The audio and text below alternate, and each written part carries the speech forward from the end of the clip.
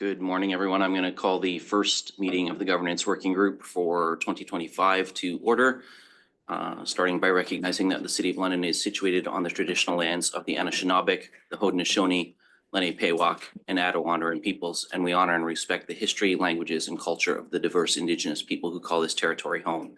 The City of London is currently home to many First Nations, Métis, and Inuit today, and as representatives of the people of the City of London, we are grateful to have the opportunity to work and live in this territory. The City of London is also committed to making every effort to provide alternate formats and communication supports for meetings upon request. And to make a request specific to this meeting, please contact J Gomez, that's JGOMEZ at london.ca, or phone 519-661-2489, extension 2425. And colleagues, I'm going to start by looking for any disclosures of pecuniary interest. And seeing none, we will move on. We have no items on consent. So we will move right into the items for discussion today.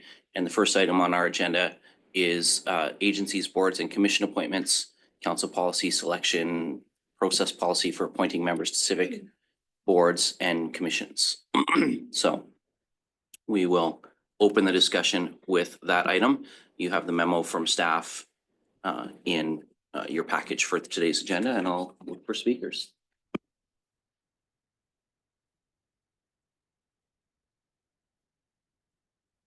Councillor Stevenson.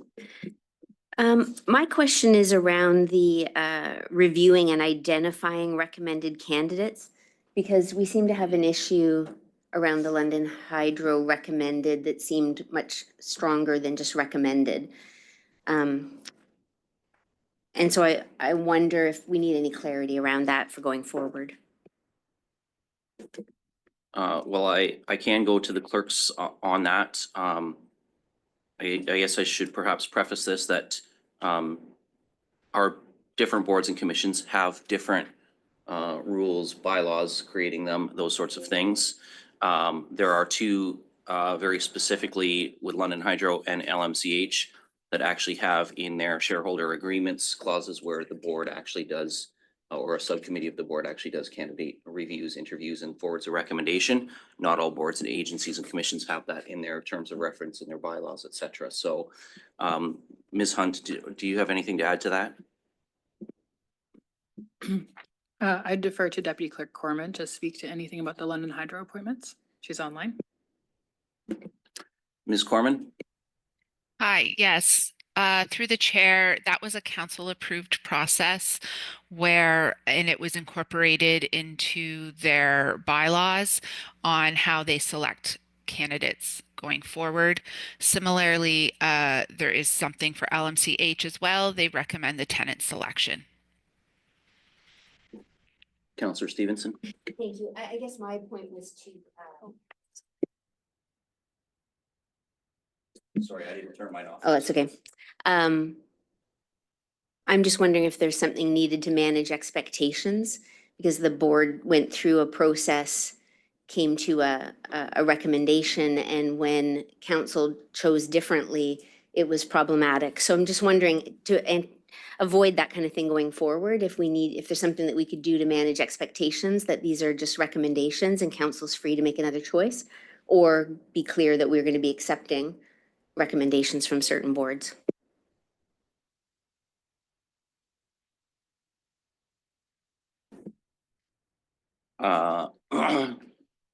I guess that's more of a question to the working group here to consider and for discussion. Obviously, if we want to change bylaws or terms of agreement, now London Hydro is a shareholder agreement, so it's a little more complex for change. And I don't know, I know Ms. Pollitt is with us. And I don't know if you've given any thought to this, Ms. Pollitt, but any comments you want to offer around changing, shareholder agreements, bylaws that create boards and commissions, et cetera? Yes, thank you. And through you, it is more complicated to change shareholder agreements, as you'd likely retain external counsel to do that typically. We would have to go in terms of different bylaws, we'd have to look at each one for each separate board. But it is doable, if that's council's preference. Thank you, Ms. Pollitt. Counselor Hopkins.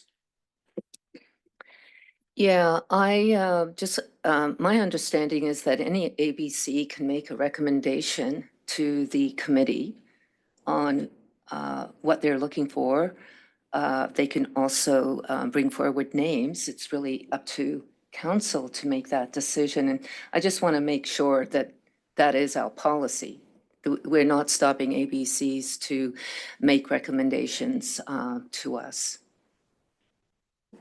Ms. Pollitt. That's correct. That's good. Sorry, Counselor.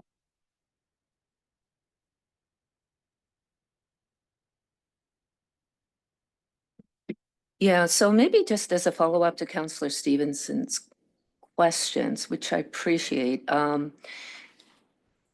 because I found it a little awkward understanding what we could or could not do when it came to the hydro recommendation.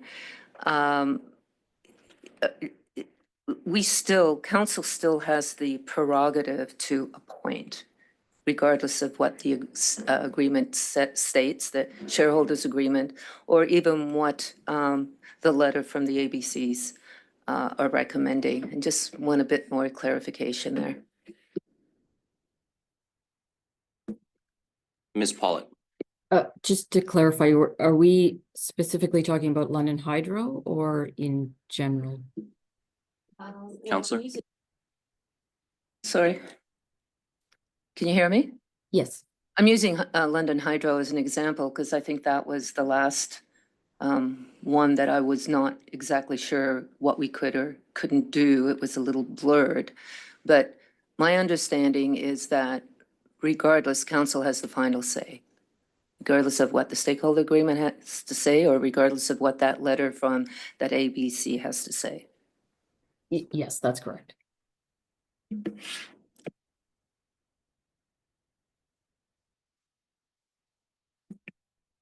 Okay, I'm going to try this side in case I can actually have people start talking before I turn mine off. We'll figure out the technical stuff later. Just looking for other speakers. Counselor Ferreira. Thanks, Chair. I got some, I guess, clarifications for the evaluation matrix. It does look like we are getting a request for clarification for the criteria to be included in that. That's for the ABCs, from how I understand it.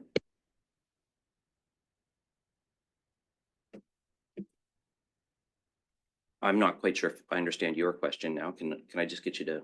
Sure. I'm just reading through the report here, and I do see that line on the evaluation matrix. Basically says, in order to provide an evaluation matrix to assist councilors in reviewing applications, we respectfully request clarification of what criteria are to be included in such a matrix. So I read this, I guess, as there, it's either staff is looking for a request for clarification of the criteria to be added to such a matrix to help us in selection of board appointments. Yes, and I think that that's an accurate interpretation. Before staff could create a matrix, they want an idea of what kind of things we would want included in it. Okay, thank you. I did go through some suggestions for criteria. If we're going to be, I guess, piecing that together at this meeting, from what I kind of see that. So some criteria that I would like to see would, and I kind of made my own matrix and I kind of put a weighted scale on it. So I'm not saying this is what the working group is going to go with, but I do want to see some of the key items here that I think should be involved in the criteria. So I do see, or I do have, I'd like to see like a general sector specific expertise with, I guess, the scope of what whatever the ABC would be working within. And I would also like to see, I think some of the high priority items would be that demonstrated knowledge of the ABC specifically itself. And the way we would find that, I was thinking, you know, we could potentially, and this is obviously up for discussion, but we would have maybe like a questionnaire or something along those lines to, you know, just provide questions from that was crafted up by the ABC itself, and that applicants, potential applicants, can fill out. And we could just kind of, I guess, canvass the knowledge of that specific ABC with that, or we could have, you know, like a local insight of how, I guess the candidate could present, what they know, just along the lines of local insights for that specific knowledge to that. I think that would be important, just to see if we can, kind of find, candidates who can kind of hit the ground running, so to speak. I also think that the governance and board experience, past governance and board experience on that specific ABC or other ones, would be something that we should consider as well. But also that would be included on outcomes that we would see, with that past experience. So whatever outcomes we'd see, and that would be anything that we have on record, for, an individual that would be serving on whatever board. And I would also like to see that, lived experience piece as well. I think that would be a big item that we should include on that, and a demonstrated ability to work collaboratively on an ABC. And I think those would be some key areas that we should maybe include in that evaluation matrix.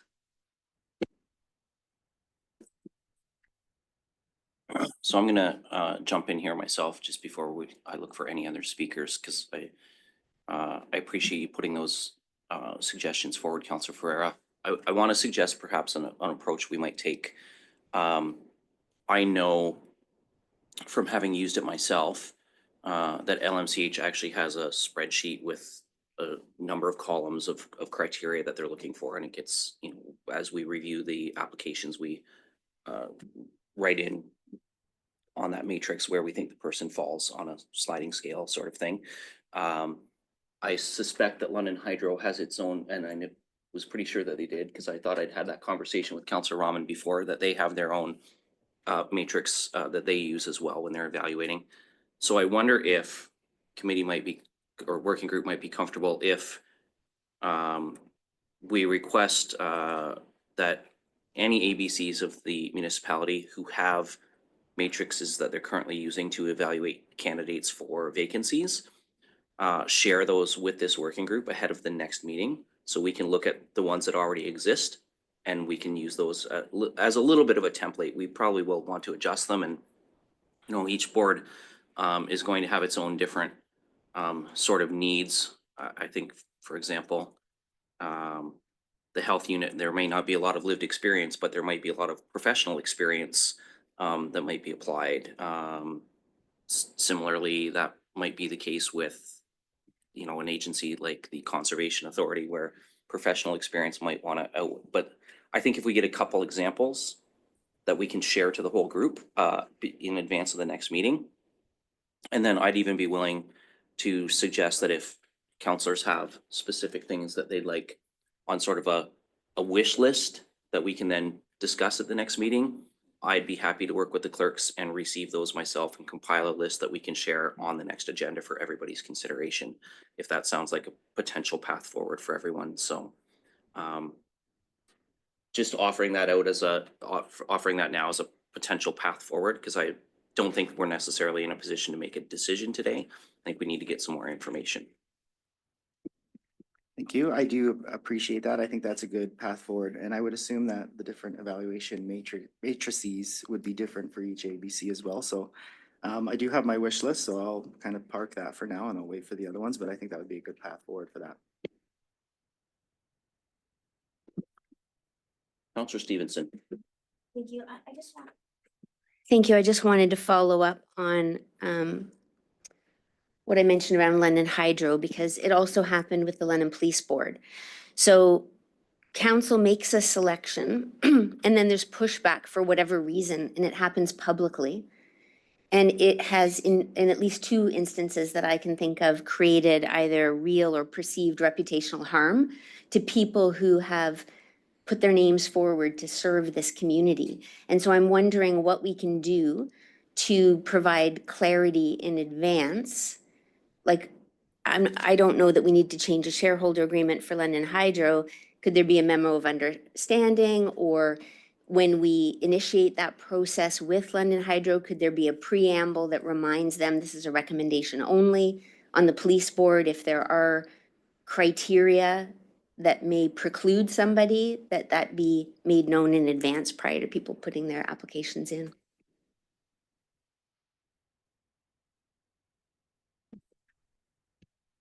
Thank you, Counselor, and I think if we get those evaluation matrices back from the boards and commissions, that might help inform that to some degree. Looking for other speakers. I'm not, Counselor Rahman? Thank you, and through you. So just with respect to the communication, so one of the things I was also hoping to receive back, but I realized wasn't in the original direction of undertake a review of the appointment process, was actually a look at the form, the online form, the application that is being submitted. Because I'm not sure that the questions fully align with perhaps what the agency boards and commissions are looking for, nor does it speak to, for instance, or give people the ability to put in all of their experience into that particular, the boxes that are there. In some cases, some people may feel inclined to include a resume and others do not. And so then when we receive a package, we're not looking at an equal perspective on the individual if some have provided resumes and some have not. And so that can actually, in my opinion, become a barrier because now we have a lot of information about one person because they chose to go kind of above and beyond what we're asking for because we say it's almost optional. And the others may not have provided that information. So, excuse me, I can share in the selection processes I've been involved in, I do feel like a resume is definitively needed for those evaluations of the candidates. And so does it create an extra step to have to then go back to those that didn't provide a resume to ask them so that they can be seen on equal footing? So I think that's something that we have to determine in terms of what that process looks like for the initial application. I also think that people are trying to structure their answers to fit within those boxes, and perhaps because of the questions that are being asked, we're maybe not getting at some of the really important information that we need to make a decision. So the question is, does it really align with the questions that would be asked by an ABC in an interview? So I think we've tried to standardize this approach, but now we're tailoring the approach by ABC in a way by allowing them to select themselves. So it may actually be important to get their feedback on the initial, excuse me, the initial application so that we have an understanding of what is it that they're looking to hone in on. So that's one piece of information that I noted wasn't part of the undertaking, but perhaps that we need to consider, because I think just a questionnaire to our ABCs to say, is this form effective in your selection of potential members, and what kind of questions would be helpful in the initial screening? Because it may save them time in interviews, it may save them time in just back and forth to get the appropriate information provided. So that was one of my initial thoughts. When I was reading through this, one of the things I noted was there, and this has come up a couple times, in a way, there isn't information about how the loop is closed with a candidate after selection, and I don't know if that needs to be outlined a little bit more. I'm not sure if the place is here or if it's just something where we're better informed perhaps of what the next step is.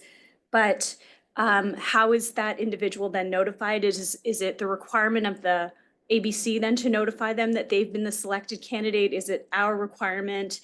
What does that look like? And then also some language around ultimately these appointments are for the ones that are city directed are, serving at they're serving council. And so if, for instance, there comes a time when that appointment isn't perhaps needed, or there's some changes being made structurally or things like that, an understanding more clearly articulated, although it is articulated in the Municipal Act, that these are creatures of council. And so that, I think, needs to be better clearly stated. And I'm not sure if the place is here, but I thought if we're cleaning this up, that might be a place to do so.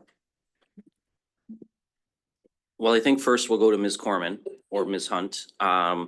In terms of, because I think the clerk can provide some information on closing the loop, the notification of the successful candidate and those pieces. So Ms. Hunt, did you want to start? And then we can go to Ms. Corman if she's got anything to add. Thank you. Through the chair, we do notify candidates as they're appointed by council, then they receive a resolution letter of municipal council that they've been appointed to an agency, board, or commission. So that's, they're very clearly notified, and unsuccessful candidates are also notified by the clerk's office that they were not selected. As noted as part of those questions, resumes can be not ideal sometimes. It ends in inconsistent presentation if some provide and some don't provide. In the clerk's office, we're moving away from using resumes. For example, for the last round of community advisory committees, there were no resumes. You may have noticed that it lends to more consistent presentation in the reports that you receive because everyone has to fill in the same boxes, asked to share their experience. We do also receive a lot of requests to remove resumes from our website from public agendas because of privacy concerns. So it's problematic for those reasons as well. I'll go to Ms. Corman if she's got anything else to say. Ms. Corman, anything to add to that? Through the chair, no, Elizabeth captured that perfection.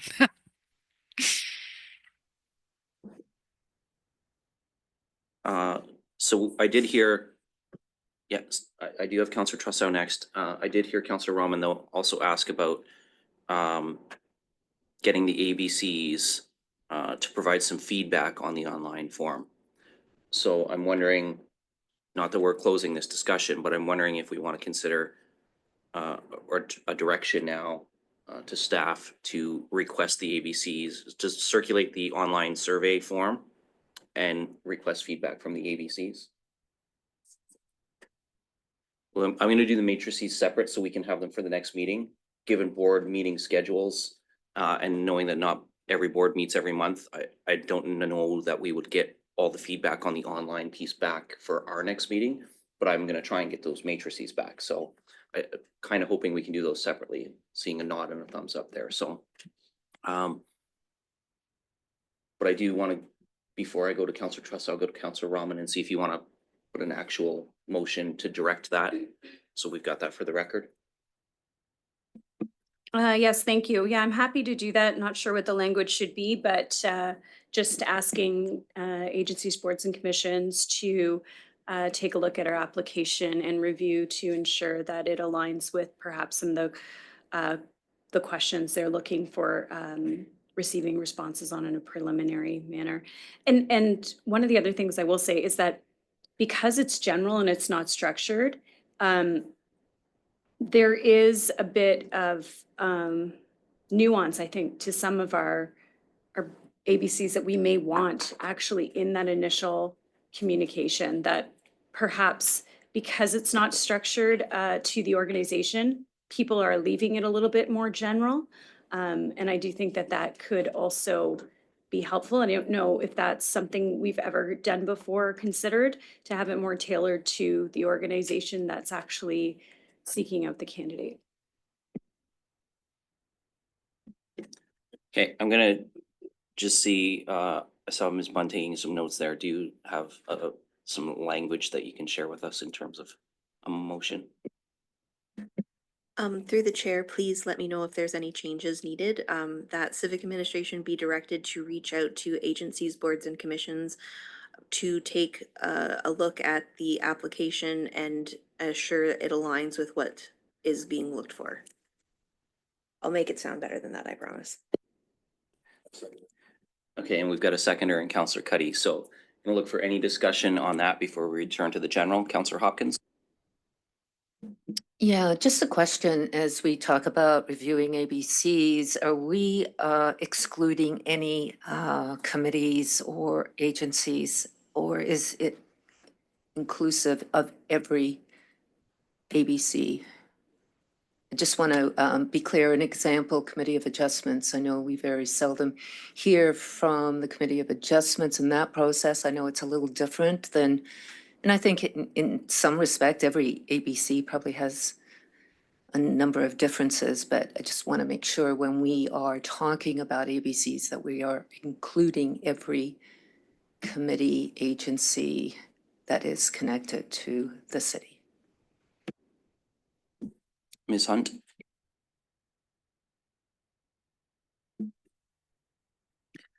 Yes, through the chair, I think that yes, when we say ABCs, that would be anyone that would fall under that ABC bracket, noting that they have different appointment periods. The terms are different. Some of them are staggered with council, some of them align with council. I'm not sure if Ms. Corman has anything else to add, but yes, we would be consulting through the clerk's office as we normally would. Ms. Corman, anything to add?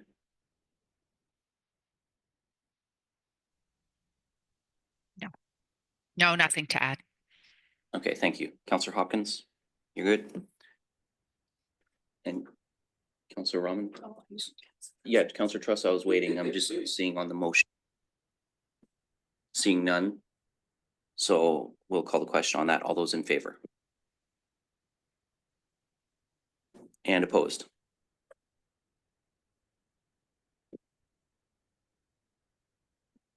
And that carries. Okay, so continuing the discussion on this, Counselor Trussow, you're next. Thank you. First of all, to the chair, people are free to fill out their applications they want to fill, how they want to fill them out. And what I find going through applications is many of them just provide the absolute minimum. Sometimes there's very little information. And if people want to file applications like that, that's their prerogative. They're probably not going to get chosen.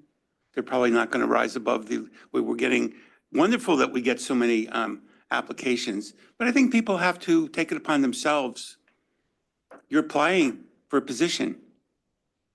I don't think you need a special invitation to say a few words beyond the absolute minimum. And sometimes we get applications from people that just really go into a lot of detail, maybe more than is necessary, but still very helpful in terms of saying, I want to put that person in the finalist group because this person has given a lot of thought to what they're talking about, and others not so much. I don't think we should require resumes. I think a lot of people who may be applying for some of these positions may not have resumes. I think other people who are in professional positions have been working on their resume their whole lives. And in the case of many of us, our resumes are too long because it includes a lot of stuff that would be relevant to an academic appointment or something, a professional appointment like that. So I would not consider like attaching a 19-page resume to an advisory committee position. I'd stick to what's there. But the main point I want to make is members of these boards and commissions, and please correct me if I'm wrong, serve at the pleasure of the council. There is no expectation. And I think it would be important for us to maybe using bold or I don't know, 14-point font saying, number one, by submitting this application, you are putting this information on the public record. So don't send us a long resume and then come back later and say, oh, well, privacy reasons, I don't want my resume. Don't send us stuff. And there is a notice on there. It's a bit legalistic, but there is a notice on there that says, by submitting this, you're putting this on the public record. Maybe we need to, clarify that. But I also think we need to clarify the point that you're serving at the pleasure of council. People need to understand that. And I guess my specific question is, I remember many years ago when I applied for a advisory committee, we had to sign a resignation letter that was on file, that was just there. Do we still do that? as a condition of being appointed to a advisory committee or board or commission? Because the message was very clear by signing that resignation letter that you are here at the pleasure of council. Do we still do that? Well, let's ask Ms. Corman. Through the chair, assigning a question, is it signing a resignation letter upon resignation of the advisory committee member? No, it was when you were appointed. No, they're not required to sign that at the moment, but we do offer orientation now, and that information would be included in the orientation of each advisory committee member. Through the chair to staff, what year did the requirement of a executed resignation letter stop? Ms. Corman, I know you might have to go look that up. You might not have it ready, but do you know offhand? Through the chair, no, I do not know offhand. Okay, well, we'll ask if you can take a look for that and get back to us, Counselor. I'll leave it at that. Thank you for indulging my questions. I really think that people need to take responsibility for understanding what the role of the committee or advisory committee that they're applying for, and write a full application. I do get a little bit annoyed sometimes when I see the same person. I want to be careful with this because I don't want to discourage people from including resumes, but maybe when we get the same resume from persons applying for multiple committees, we don't have to blow them up and put them on like one on a page, because some of those packets get really long, and I'll leave it at that. Counselor Prebble, I do see your hand up. I will come to you in just a moment. Before I go to you though, Ms. Pollitt, I did see you turn on your camera when Counselor Trossel was asking about serving at the pleasure of council. And I suspect you wanted to perhaps reference something in the Municipal Act. So I'm going to go to you to give you an opportunity to provide additional information on that item as well. I was just going to say that's correct. That's a nice short answer. Thank you.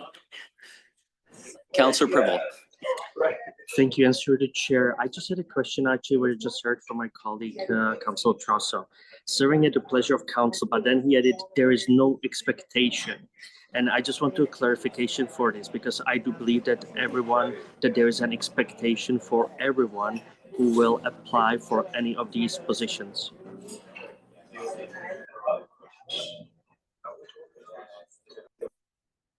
I'm sorry, Counselor. I'm going to ask you to repeat that because I'm not quite sure what you're asking there in terms of an expectation of what? That's actually, I just want to clarify it. The statement made by Councilor Trossel that after the serving the pleasure of council, he added there is no expectation. And even though it was made by him, I just want to make sure that when we talk about that, there is an expectation for anyone who applies. And I just want to make sure what was his comment, that there is no expectation.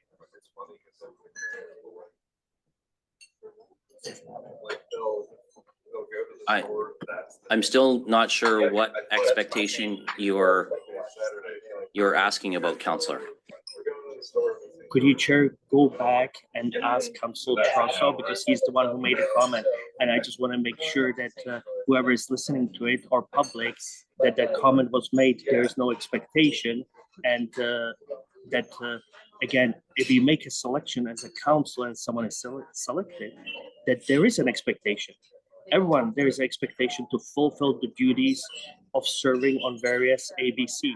And all I want to do is just clarify this, because this comment was made a couple of minutes ago, and I just want to make sure that we address this. Okay, well, Counselor, I'm not going to get into cross debate about what councillors feel the expectations are, or serving at the pleasure of council. I really have to tell you, and I say this respectfully, but, and I will go to Councillor Trussow if he wants to expand on it, but I am not gonna get us into a lot of cross debate. And I don't want to do a cross debate. All I want to do is that this statement was made and we have not addressed it. So if anyone from public is listening to it and say, okay, if I join, if I put more forward, there's no expectation of me. And I just want to clarify this. So I don't want to cross debate. I just want to clarify this statement for whoever is listening from the public. So Councillor, I will go back to Councillor Trussow, but I think that he was very clear that he actually does have expectations that people provide the information they think is relevant and that they come to fulfill their duties, but that they still serve at the pleasure of council. So Councillor Trussow?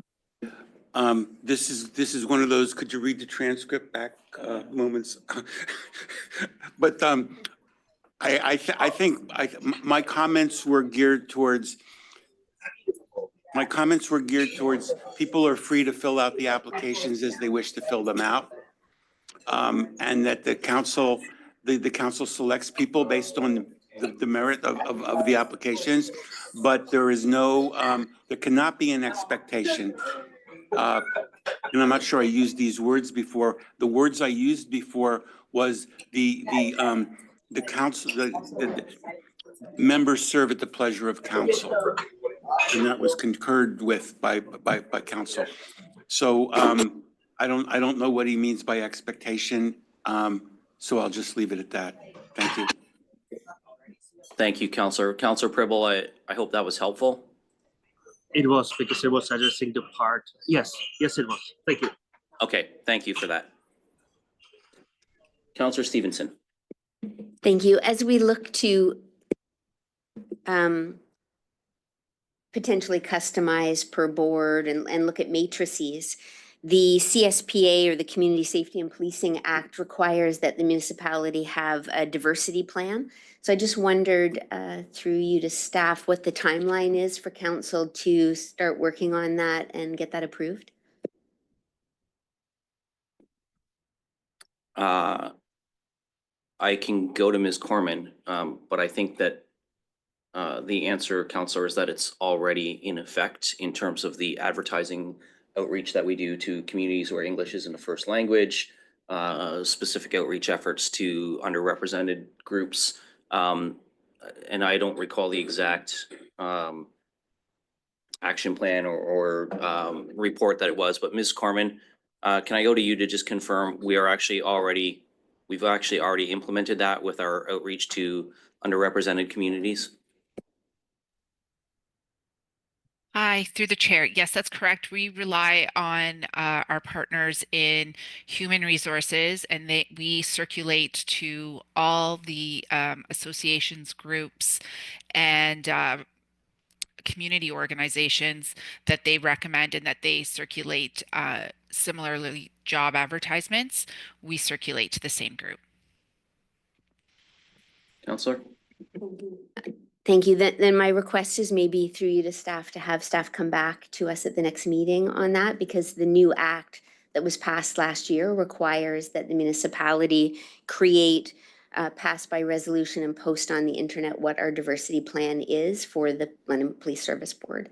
So maybe just if we could get an update on that for the next meeting, that would be great. Yes, and I think that that's something that we can work on offline. If there's a requirement to post something that hasn't been posted, that's, I think, easily enough fixed. So I'll make a note to follow up with Ms. Corman on that. Other speakers, Councillor Ferreira. Thanks, Chair. Through you, just a couple more questions. And I did kind of write these down as I heard the discussion go on, but for applications that we receive for the specific ABCs, I know I've seen this with the community advisory committees quite a bit, where we'll have applicants apply for several different advisory committees, and I can't necessarily remember if we saw that with the ABCs when we first did this, but I wanted to know if there is any discussion or any kind of knowledge that we have from the past of potentially I guess I should start it like this, actually. Applicants are free to apply for multiple ABCs if they want as they come through, correct? Okay. I'm getting a nod over here from the clerk. If we were to maybe, and I don't know what, I guess the working group would say on this, but should we maybe be discussing the potential idea of applicants only being able to apply for one ABC at a time? Just because of the time requirements and because we do want to have whatever applicants who are selected have a focus on that whatever ABC that they're on. So that that's certainly something we could consider, Counselor. It was actually something, because I put myself on the list too, that I was gonna say is, now I wouldn't support one. But I have seen applicants who have applied for 8 or 9, which to me is not, I think 2 or 3 would be a reasonable limit. I would say personally, I wouldn't support one, but that is something that would be within the working group's purview to provide a recommendation on. But I think, just in following up, as Councillor Trussow mentioned, some of these are excellent candidates, and perhaps if they're not a perfect fit for one, they might be a fit for one of the others. So you might not want to restrict to one, but it's certainly something that the group could consider making a recommendation back to SPPC on. Thanks, Chair. I do think and the reason I bring this up is because I do want to see applicants who are focused on getting on whatever ABC that they're looking to apply for reasons of they have experience or they have expertise or really good interest. And I feel like those are the applicants we really want to see on those ABCs. So maybe not restricting to one, I see what you're saying, but maybe looking into potential limitations on how many ABCs an applicant can potentially apply for, and they can apply for the ones that they're most interested in or the most versed in. So I don't know if you would need a motion for that. I'm not saying any numbers. I'm just saying staff maybe review on what would be the ideal number to have that balance between having applicants apply for specific ABCs that they would be most in tune to serve on. So I think that would be up to the working group, Counselor, not staff, in terms of what they would consider as it's up to us to consider what we think is an ideal number. It's not something that staff would fairly be asked. They'd be offering an opinion rather than a policy analysis. So I think that would be up to us. Is it possible we could get maybe the opinion or the recommendation or whatever? Because I don't know what the number would be, but I'm looking for that recommendation or opinion just so we can have that discussion.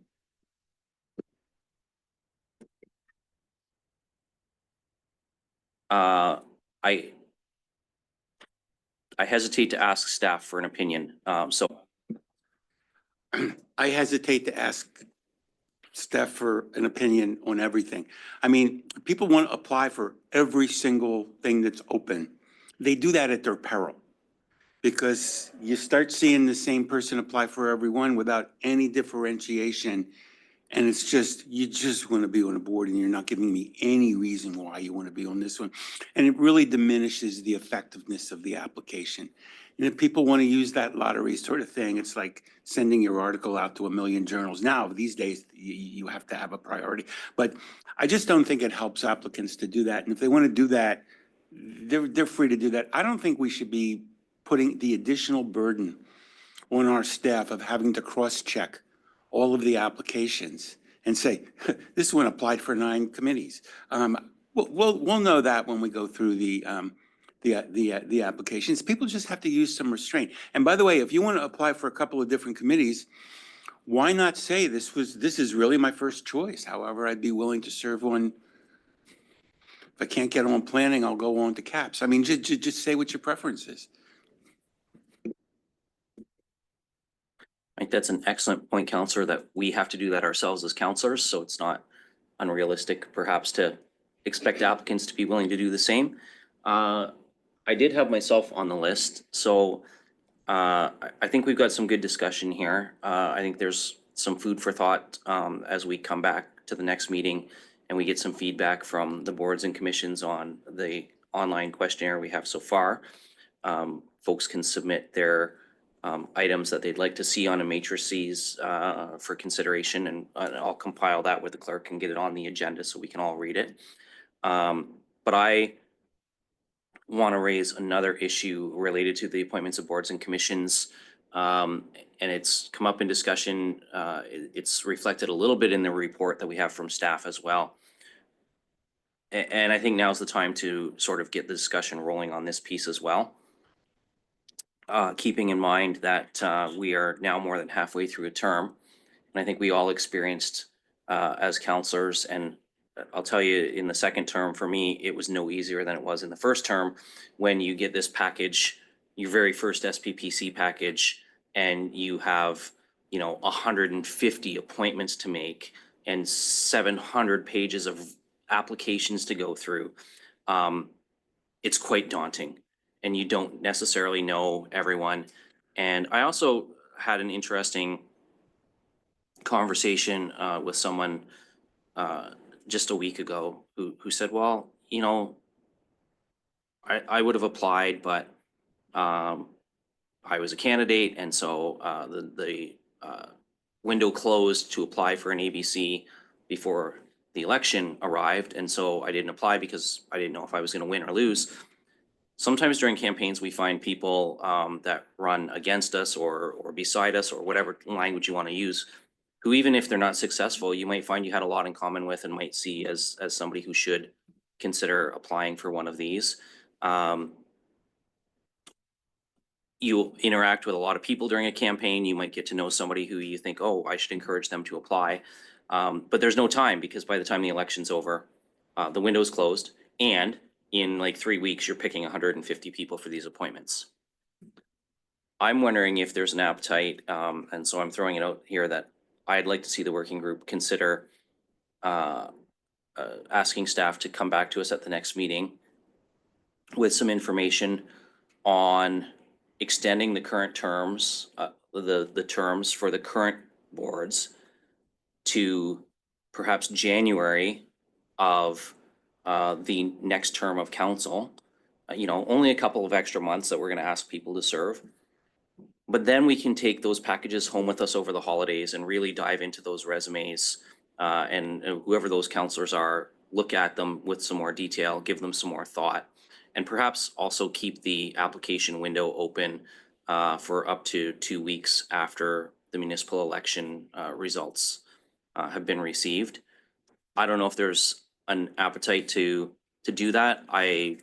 But I think it would be good if we had a little more time as new councils come in to consider how we're going to fill all of these appointments.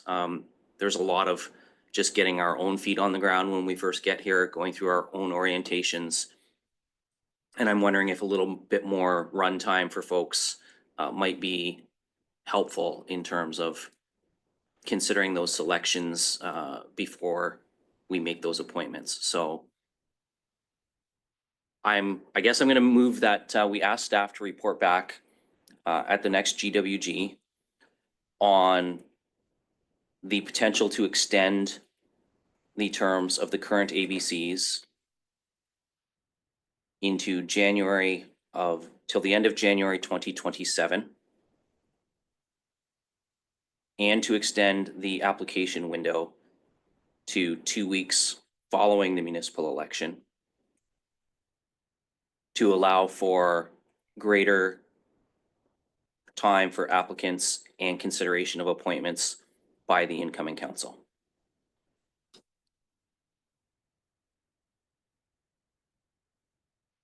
And I guess I'll look to see if there's a seconder for that, and then okay, it's Councillor Cuddy, thank you. Now we'll open up some discussion on that. Councillor Ferreira. Thanks, Chair. Questions, I guess, before I would be able to move forward with that. I know we have strat planning and some other items coming up. I just wanted to go with the clerk and just, if we were to push that back, what other items do we have in that time? Because I hear what the deputy mayor is saying. I kind of like what he's saying, but at the same time, I'm worried that if we were to push something back, we'll have a whole bunch of items that we'll have to also look to during that time. So I don't know if you'd be able to tell me off the top of your head what would you foresee in that time? I can't necessarily remember when we started getting into the strat planning at the beginning of the term, but is there any items, big items that we would have to be looking at during that time that might conflict with that work?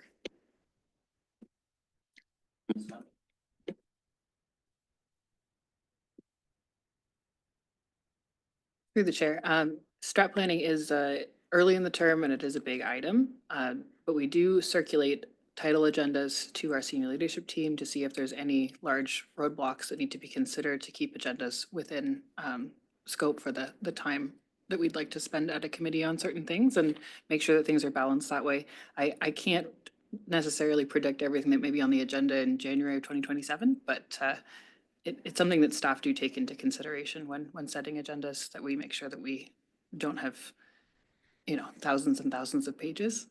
But I think we can take that under advisement. I don't know if the deputy clerks have anything to add to that, but you're right, strat plan is early, but I can't identify what other items may come in January of 2027.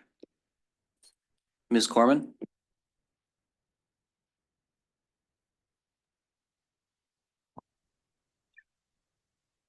Through the chair, yes, it is quite a busy time for council. I believe there's also some budget approvals that come through at that time as well in the multi-year. We will look at everything and include that in a report back to you so that there's consideration.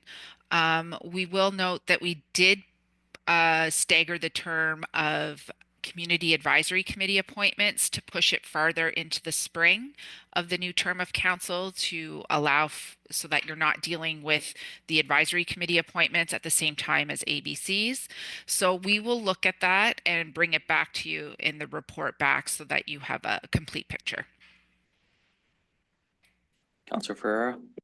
Thanks, Chair, through you. Okay, so just looking at the motion, potential to extend the current term of ABCs until January.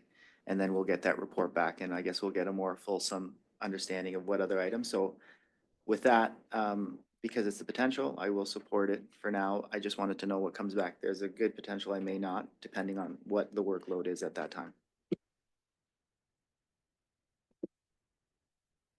Councillor Rahman and then Councillor Cuddy. Thank you. So 2 questions, I guess, just for clarification, or I guess 1 question for clarification and then another follow-up point.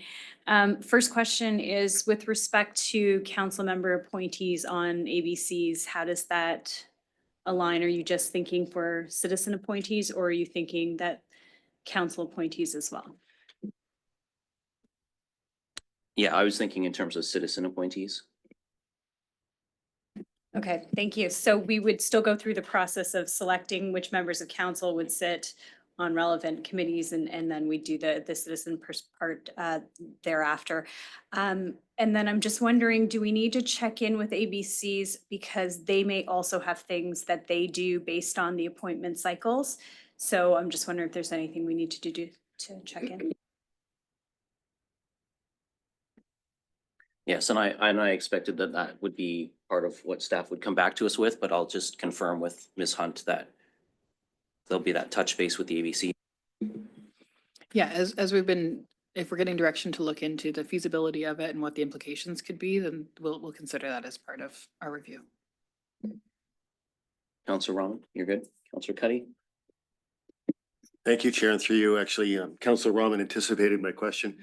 But I will say thank you for bringing that forward because that was a problem I remember in the first term. And it's, it's not only bring some fairness and balance to the applicants by giving them more time, but it's also gives any new councillors time to sort of digest and decompress or just get familiar with the way the system works. So I think this is a great solution. Thank you. Councillor Trossow? I'm sure this will be included in the staff report, but many of the boards and commissions that are statutory do have mandated end of term periods that coincide with the end of the council term. So we'd have to be careful about that. We might want to consider not giving the unsuccessful candidates 2 weeks. We might want to just consider a much smaller window. Nobody plans on losing an election, and it's a heartbreak when you do, and you need a little bit of time to pick your life up and think about where you're going. But I don't think people really need 2 weeks, but sometimes we're under very, very tight deadlines in terms of the expiration of the term that in many cases is statutory. So we don't want to leave gaps, but we want to give the unsuccessful candidate the chance to, now then again, if you're running for office, you can still put your name down, but that sort of like makes it look like, well, I'm not really sure I'm going to win, so I think I'm just going to hedge my bet here and apply to be on the. Anyway, we just have to be mindful that there are statutory deadlines. Yeah. And I think that's an excellent point, Counselor. And any other speakers on this? Seeing none, then we'll call the question. All those in favor?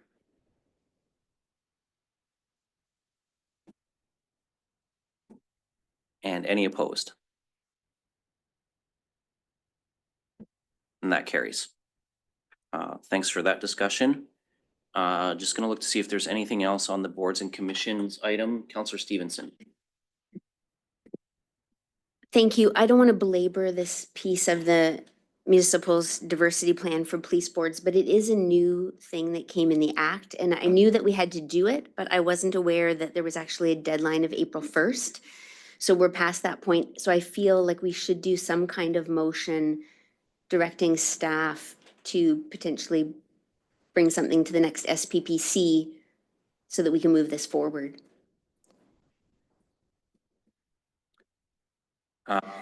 So I guess the motion would be to request staff to bring to SPPC an update on the municipal diversity plan for police service boards. So I hear your concern, Counselor. We can do that.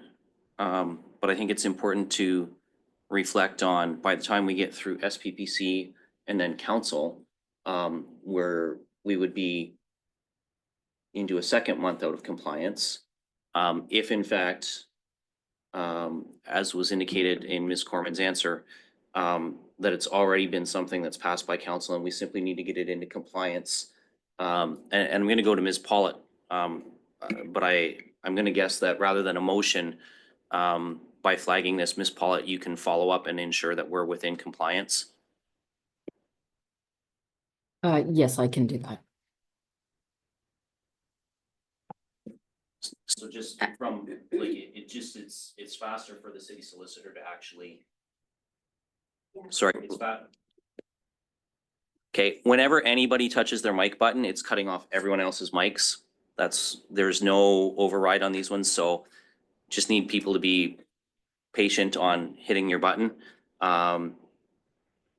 So the reason I asked staff is, as Ms. Pollitt indicated, they don't need a direction on this. She can simply, as city solicitor, follow up and make sure that we have checked all the boxes to be in compliance. If not, she can then advise us at SPPC. Going through a governance working group motion would actually delay it another full cycle, whereas just flagging it for Ms. Pollitt now allows her to respond by SPPC and then get council's approval for anything she needs to change moving forward. Okay, so I will withdraw the motion, but my request is that Ms. Pollitt look into this and maybe get back to us before we're done this governance working group. And advise us. Well, as we may need Ms. Pollitt for other items on this working group, I don't know that she can advise us before the end of our meeting at 12. I think she can provide us an update in writing as soon as possible.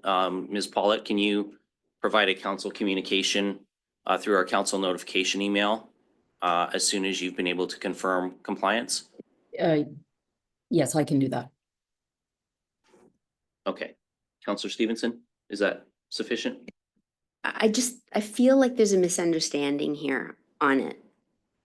So my request still is that if there is an opportunity to get a response back before we're done here, I'd appreciate that. Councillor Rahman. Yeah, thank you, and through you. So just to support Councillor Stevenson on this, my understanding is we had until April 1st, 2025 to be in compliance with having a diversity plan a council resolution and then have it posted in order to be in compliance. And if you just quickly scanning other municipalities, you see that it is a statement, as the deputy mayor stated. There are things that we are doing and confirmed by staff that support how we go about recruiting for ABCs, that take a diversity lens in that recruitment process. However, it is a bit more implicit or explicit, sorry, than that.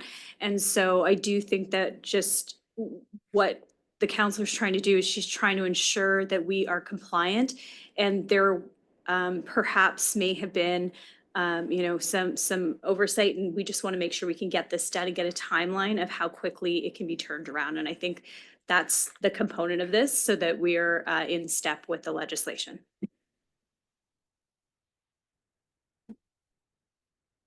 Yeah, I absolutely hear what you're saying. Just in terms of speediness, and that's what I'm trying to accomplish here as well, is that rather than us providing direction, now that it's on our city solicitor's radar that we may in fact be out of compliance, she'll work to get us in compliance as soon as humanly possible and advise us on things. So, Councillor? Thank you. And just to follow up, if we can just also get clarification as to where this lives, because it is a 4-year update, I believe. So just within which service area this would live in, and how it gets updated, and then how it gets operationalized, and et cetera. So I think that would just be helpful. And Ms. Paulette, you got all of that?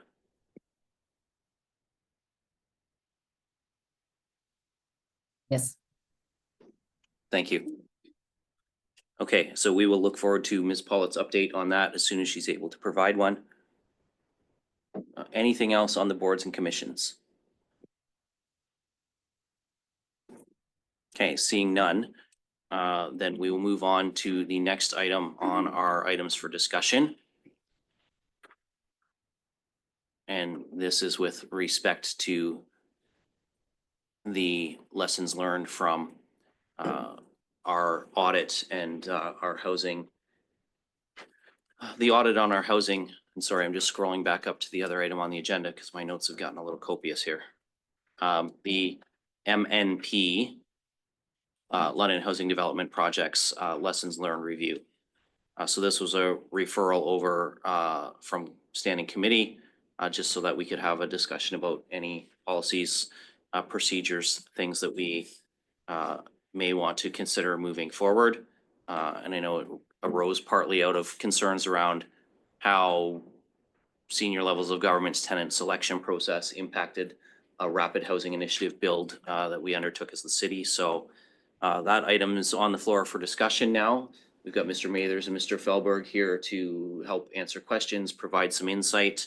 I don't know if committee wants to get a little bit of an overview from Mr. Felberg and Mr. Mathers first, or if we want to dive right into a discussion. Maybe an overview. Okay, so we're gonna go to Mr. Mathers and Mr. Felberg. If you want to just give us a really high level based on our MNP audit results, the lessons learned coming away from that. Sure. Thank you, Mr. Chair. I'll go through the findings very quickly and then I'll talk about the recommendations. MNP in the audit, what they found was that the projects that we delivered, both Thompson and Baseline, and then ultimately Sylvan as well, which wasn't part of the audit. That was our third RHI project. They were all on time and under budget, which was something that was not consistent across the country in delivering on the RHI. So London actually created a very good reputation for itself in delivering on these projects. We created a significant amount of value in the community. We spent $5.3 million of our own taxpayer money, and the rest for these two projects were around $32 million from the federal government and the provincial government as well. The former HDC, which was delivering the projects at the time, they actually delivered on a fairly innovative procurement model, which we've now since adopted in MHID and municipal housing. And we've realigned it back to the city's own procurement policy and been working with the procurement folks on how we can take that forward into the future. MMP also identified that there was a significant amount of transparency in the information, as there was a lot of good record keeping on the projects themselves and a lot of good information, board minutes and things like that, that they were able to sift through in order to come up with their recommendations. So for the recommendations, one of the key things that they identified was that Baseline was not designed for the higher acuity tenants that were initially moved into the project. So the design and construction were all completed with an assumption that we would be delivering an affordable housing project. At the time, to give a little bit of context, we were just coming off a hunger strike. There was a lot of COVID recovery funding that was out from the province and federal government in order for us to respond to that. We also had a significant leadership change in the HDC. In fact, most of the folks who were part of those initial projects in the RHI had left the corporation at that time. LMCH was also going through significant board changes, and the director of municipal housing development actually left the City of London in September, which is when I took over the portfolio. So quite a number of different things happening at that time. Additionally, one of their recommendations was that there was a lack of an independent payment certifier. So that was something that HDC had made a decision on during the development of the project. But given that we came in under budget and we were on time, and the cost for a payment certifier was probably in the ballpark about $500,000, we would have ended up being over budget if we had carried forward with the payment certifier. On future projects, as we deliver them here at the city, if you don't have the staff expertise, then you might go out and look for somebody to provide that service. We feel like we have it in-house and can provide that. However, if the project is sufficiently complex, that's certainly something that we would add into the procurement. And then the final recommendation is dissolve HDC. And we've brought a couple of reports to SPPC and a couple other spots talking about that dissolution process. We are currently waiting on the province to provide a decision on land transfer tax to bring Baseline and Thompson over to the city and the cost of those, the cost for that. Once we receive that, we'll be able to complete the dissolution process and put that to bed. Happy to take any questions. Okay, so we've got a little bit of an overview there and an opportunity now to have some discussion and questions for Mr. Mathers and Mr. Fehlberg. I've got Councillor Pribble and then Councillor Stevenson. Councillor Pribble. Thank you. Through the chair to Mr. Fehlberg. If I look at the detailed report 7.0, the baseline project not designed for tenant profile, there are 4 recommendations. The first 2, when I look at the management response, it states Q3 2025. But these projects, they will not be known for some of them. So are we planning by Q3 2025, the point 1 and point 2 have a standard policy? Or are we the standard policy, which I think, yes, it would be beneficial. On the other hand, it will limit us to the projects that will be coming up. Potentially, we might have different views on different projects. So if you can please explain to me the Q3 2025 timeline. Thank you. Mr. Fehlberg. Apologies, Mr. Chair, and through you, I'm having some trouble hearing Councillor Pribble and what the actual question is. Could you possibly repeat it for me? So I think you aren't coming through very clearly, Councillor Pribble. So there's a bit of background noise there that's making it difficult to hear you. But I think you were referring to under the high risk item of the building not being identified for the proper tenants or built for the tenancy that was moved in. And NMP has the 2025 timeline in their chart of 2025. Is that correct? Yes, it's the correct item, but the issue is that I believe the management response, that's not them, that's us, that's our staff. And when I look at Q3 2025, I want a clarification if our staff is gonna come out with a policy, which again, it's nice to have a policy, but on the other hand, I believe it will give us less flexibility for the projects come in 1, 2 years, because we might have different suggestions, different ideas for different projects. So I just want a clarification from the staff. What do we expect to have back Q3 2025? Yeah, and that's clearer now, I think. Mr. Felberg? Thank you, and through you. Yes, we will be bringing back a report to identify how we've resolved the recommendations of the audit, and the plan is to bring it back in Q3 of this year. Did you get that, Councillor Prebble? Yes, I did. So we are addressing only these 2 projects with this Q3 2025, because I was under the impression we are looking into the future as well. So in this management response, we are not looking into the future. We are just looking onto these 2 projects, because I was just curious if we already made a decision for these 2 projects, people that will live there, etc. I didn't really see kind of the reason why we are going just for these 2 projects. I think we should be looking into the future and how we will address this in the future. So I think the answer to that, Councillor Prebble, is we've already addressed the future in the council endorsed changes to the tenant selection process that we made last year. But I'm going to go to Mr. Felberg to confirm that or provide any additional information on further steps.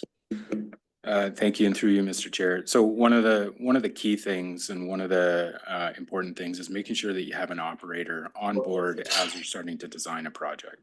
So that allows you to design the building, design the project so that it suits that the operator's needs, as well as what the potential tenant profile could be in the building.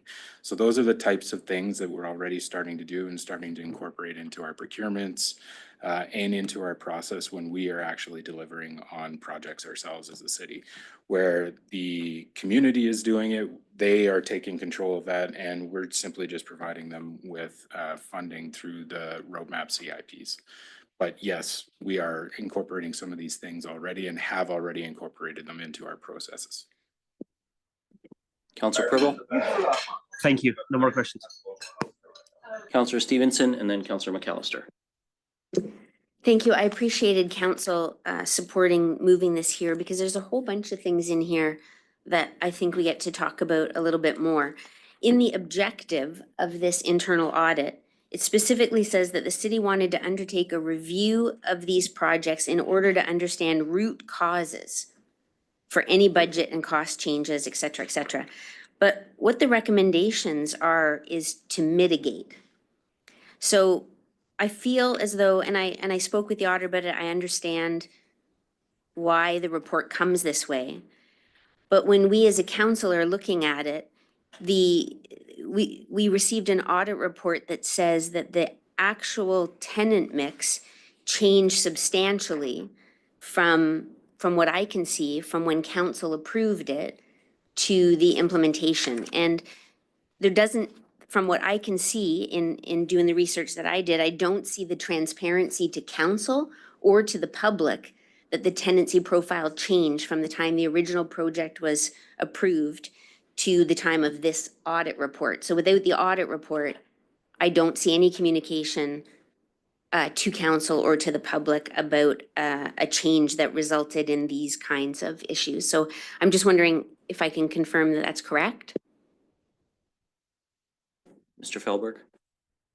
Thank you, and through you. So a key component of that is that at the time, HDC was an arm's length corporation to the city and didn't have direct accountability to council. It's just the conversation we just had before starting here. So one of the big reasons to bring HDC back in-house was to ensure that that transparency and that ability for council to drive the direction was made. So as an example, we're taking some of those old procurement processes that the HDC were using, and we're incorporating them and making them fit with our own City of London procurement process. So we're trying to build in that council accountability and give you folks the opportunity to drive decisions and help us with the direction. Councillor? Thanks. And so through you, I mean, the point of this is to, like, how can we make things better going forward, right? We're going to be doing a lot of affordable housing. We want to do a lot of affordable housing. But when I go back and I look, there were the public had real concerns about safety, and they were told very clearly they didn't have to worry about safety. And the truth is that they did, and they do. And this is a 25-year commitment, as far as I understand, around the tenancy profile.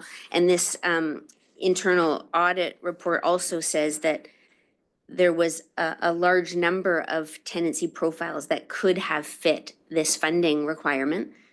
That the specific high vulnerability of the three that were chosen, again, was done without council approval or knowledge or even reporting back. So I'm wondering what kind of policies we can put in place to ensure that council has a say or an awareness of any changes that occur in projects that have been approved. Mr. Mathers? Through the chair, I think that's a very valid comment and concern. I think council has to go in with their eyes open and really have a good understanding of what is the populations and what these projects are going to look like in the long term, and they need to be able to make those decisions and then for us to deliver them. So one way to do that may be if you are looking at resolution language, have that direction to us. I think one of the things that's really key in any of these items as well, especially when it's related to funding, is to ensure that council is informed as quickly as possible if there are these funding opportunities available for affordable housing, and that there's an opportunity for council to say yes or no to an application as well. So if that's something that you're looking at, I can try to craft some language to that. Of course, timelines can be very strict with some of these application windows. So what we do is just bring back a report as soon as possible that the application brought forward, give some details, and then provide what the tenant profile might look like, and then allow opportunity for council to say yes or no to either withdraw the application or to move forward with an application. That's one way that you could do it. And actually anticipating that this might be a desired outcome, I had asked Mr. Mathers already for some potential ways forward on this. So one option, Councillor, I'll just share the language with you if you're interested, is that civic administration be directed to report back to council as soon as possible when new affordable housing funding programs become available, providing details of the programs, identifying the proposed population to be served, and providing an opportunity for council to approve moving forward with the application. So I'm not sure if that captures everything that you're looking for there. Because I did hear you say when changes happen, and so maybe that's. Yeah, I guess because this time it's tenancy profile, but the next time it might be something else. And so what I want to capture is a level of transparency that significant changes are either brought to council for approval or information. So maybe that plus a more general phrase. If you're comfortable with that, I'm just gonna potentially wordsmith this a little bit while we go to Councillor McAllister, and then I can come back. Councillor McAllister. Thank you. Through the chair. Different comments for me, but I'm very curious to hear what everyone has to say on this today. One of the things that I did want to point out is the downstream costs. Obviously, the projects themselves were below budget, but I just wanted to point out in terms of the risk to financial stability that was identified in the report. And sitting on the LMCH board, I can say that there are other expenses that have come to us after the fact that were unexpected, and just recognizing that it's going to create an operating deficit in terms of the operational side of things. Obviously, we're looking more at the capital side and the construction, but I do want to point out that as the operator, we do incur costs down the line. And so I think this is something to keep in mind in terms of the future projects, that we ensure that the financial stability is there, because there are substantial costs that come with the type of operation itself. If we are going to run something that is obviously supportive housing, that's very different than running something like Baseline, for instance, which was not necessarily earmarked for that, but that the auditor identified substantial costs and supports that were not provided that would have had to have been included. So I just want to flag that, for everyone to think about, that when we are approving these projects, that the tenancy matches the service that goes with it, because that is a huge issue that I know the board spent a lot of time talking about, because we are now having to fund security and other services because of that. So I'll listen to what everyone else has to say, but I did just want to flag that for people to think about. Thank you, Councillor McAllister. I've got Councillor Frank and then Councillor Trussell. Thank you. And I mostly just want to share a couple comments, and I appreciate this coming to governance working group because I wasn't able to make the audit committee, and I was able to circulate to council a memo on this item. From the beginning of my term on council, I have been hearing concerns regarding 122 baseline and specifically in regards to mostly behaviors and guest management and the tenant composition of 122 baseline. As we've heard and we know in the report, the tenant profile did not match what the actual building infrastructure offered. The building was intended to be an affordable housing building, but tenants, many of them who were put into that building, requires highly supportive housing. So as circulated in my memo, there's many things that we've been working on with staff, with the London Police Services, with London Middlesex Community Housing. So I appreciate the work that is being done, and I appreciate the patience from the surrounding neighbors because many of them are reaching out to me regularly to complain. I will say, given the work that we've been doing the last 6 to 9 months, many tenants or many of the neighbors in the surrounding area have noted an improvement, including reduced calls from EMS and police. There was, oftentimes many visits a week from various emergency services, and now it's down to maybe one every other week, which is a marked improvement. I'll additionally add many of the concerns I hear from residents near 122 baseline include across the street. There's a vacant property that has been approved for a 14-story apartment building, but has not been maintained in any way by the developers. And so I'm regularly getting complaints. And in fact, there have been, I believe, over 3 fires at the garages and houses across the street. So not only is there a problem at 122 baseline, but 129 and 131 baseline have proved to be very difficult to maintain as problem-free. And additionally, I will say from the learnings from 122 baseline, staff have done a really good job with 345 Sylvan. That opened in October in my ward. And the lessons learned from 122, including having a more rigorous tenant selection process, as well as changes to the physical infrastructure, including card access to every floor, to the elevators, to every room, has really improved the safety. So I'm happy to share any information I can from the residents near 122 baseline. But I will say that staff and myself are very aware that this has been a problem and are still working to address it. And I'm hopeful that once the more problematic tenants have been relocated, that this will hopefully just be able to be serviced as a affordable apartment building, and it will be less disruptive to both the existing tenants and the rest of the tenants in 122 baseline, as well as the neighbors in the area. So thank you to staff and for the other partners who are working on this. Thank you, Councillor Frank, Councillor Trussell, and then Councillor Hopkins. Thank you very much, and I'm going to undertake to try to stay within the agenda item that we have in front of us. However, it's difficult to do that because I think that we have a much broader problem in this city with respect to our public housing. And many of the issues that are highlighted in this exercise are endemic across the entire city. And I guess my question, to try to bring it within the scope of this report, is what, if any, learnings do we have here that we might be able to generalize to the broader administration of our public housing program in London? Mr. Mathers? Through the chair, there is substantial amount of learnings here and that we can very much generalize. We're very much involved with LMCH. They're looking at an effort currently to regeneration of a lot of their housing stock. And we actually had a meeting with them just last week to talk about ways that we could improve, ways that we can implement and change things that we've learned from this audit. I think the most specific piece really comes down to ensuring that the housing that you're putting someone in is the right fit for them. So if you have someone that's very high acuity, that's the type of housing that needs to have those highly supportive types of units, and it's not for somebody that's in an affordable housing situation or into an RGI housing situation as well. And as well, over time, there might be somebody that is in an RGI situation that may need highly supportive housing. So there needs to be a flow between these types of housings.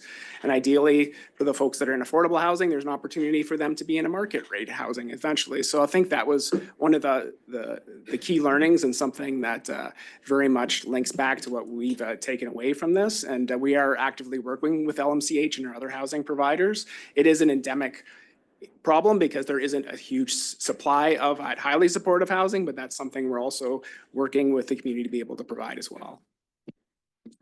Thank you.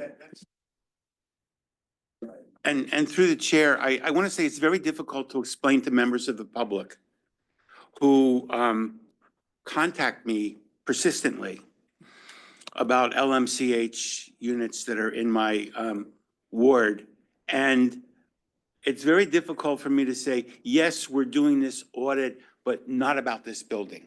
And the question I get is, really, why? Maybe you should be expanding what you're auditing. Maybe you should be expanding an investigation of whether this agency needs to be brought in-house like other agencies have. Maybe we should be expanding the code enforcement that we do in all of the properties in our portfolio. So it's while I applaud what you've done here, and I don't want to take away from the importance, I do want to point out that I do think there's a much bigger problem that we're facing that we are going to have to address. I'm not going to put something on the floor today, but I've been very clear in my concerns about this. And I just think it's really important that we take these sort of learnings and try to apply them across the board, because we have got a major problem in terms of how we're administering our affordable housing. Thank you. Okay, I have Hopkins, myself, Stevenson, and Frank on the list. Counselor? Yeah, maybe just, I'd like to start off with, there's a motion on the floor. I assume I'm supportive of the motion. I really appreciate staff being here and this conversation happening at Governance Working Group. I think this is a great conversation to have here. I do want to say, though, I'm a little cautious. I know sometimes funding, there are timelines with that, and I would not want to get in the way of staff's opportunity to apply for funding for projects in the future. I want to also say I was on council when, through an audit report, we changed the way the Housing Corporation worked and we brought it in-house. And thanks, Mr. Fehlberg, for bringing me back to that time. And here we are today. And, it's a process. I think we're a government, we're complicated, it takes time. I'm glad to hear that we are learning as we go through the process. I want to thank the ward councillor for the work that she's doing in the ward too. I think a big part of how we deal with these issues is how we all come together and work.